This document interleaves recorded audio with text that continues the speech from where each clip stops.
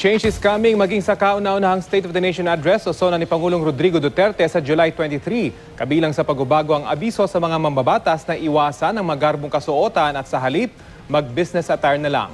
Balitang hatid ni Tina Panganiban Perez.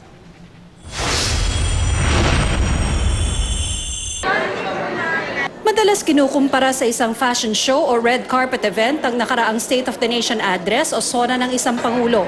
Pero change is coming sa kauna-unahang sona ni Pangulong Duterte.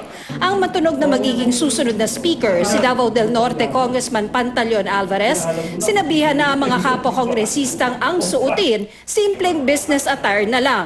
Total di naman daw party ang pupuntahan nila. At para na rin daw matutukan ng tao ang magiging mensahe ni Duterte, maging ang mga hihingi niyang ipasang batas sa pagbubukas ng Kongreso. Napakaganda po ang panukala ng ating speaker. Alisin na po natin ang red carpet. Ang kinatawan ng Ifugao na si Representative Teddy Bagilat, mas gusto sanang magsuot ng bahag tulad ng suot niya sa kanyang oath-taking.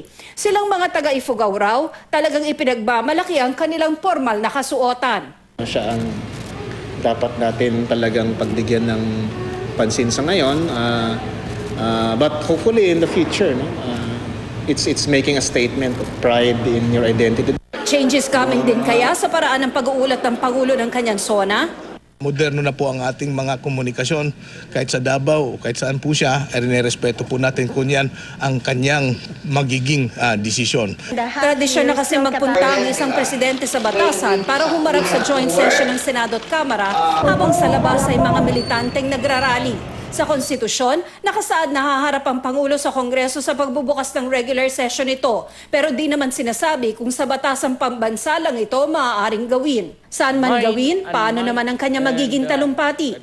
Di pa masabi na Malacanang kung gaano kahaba ang State of the Nation address ni Duterte. Pero sa kanyang mga speech nitong nakaraan, madalas mag-adlib lang si Duterte. Tina Panganiban Perez, GMA News.